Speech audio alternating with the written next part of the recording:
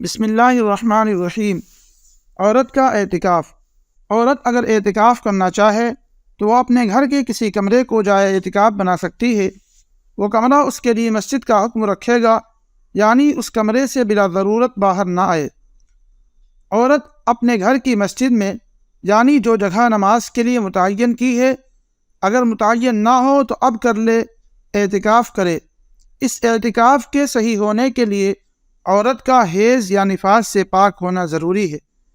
اعتکاف کرنے والی عورت اگر اپنے اعتکاف والے کمرے سے نکل کر بلا ضرورت گھر کے صحن میں آئے گی تو اس کا اعتکاف ٹوٹ جائے گا۔ عورت اگر اپنے اعتکاف والے کمرے میں بیٹھے بیٹھے گھر کا کوئی ضروری کام، مثلا سبزی وغیرہ کاٹے یا کپڑا وغیرہ سی لے یا کھانا بنا لے تو اس سے اس کا اعتکاف نہیں ٹوٹے گا، لیکن بہتر یہی ہے کہ معتکفہ عورت زیادہ وقت عبادت ہی میں گزارے اور گھریلو کام میں بلا ضرورت مشغول نہ ہو۔ معتکفہ عورت شوہر سے الگ رہے۔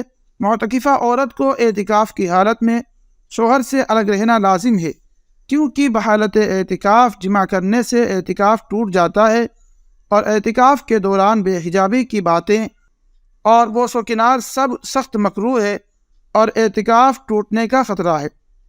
اگر اعتکاف کے درمیان حیض آ جائے تو اعتکاف چھوڑ دے۔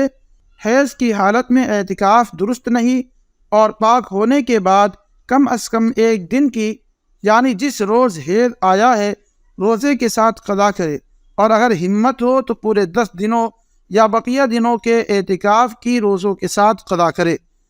عورت خاوند کی اجازت کے بغیر اعتکاف میں نہ بیٹھے۔ سبحان ربک رب العزت عما یصفون وسلام علی المرسلین والحمد للہ رب العالمین۔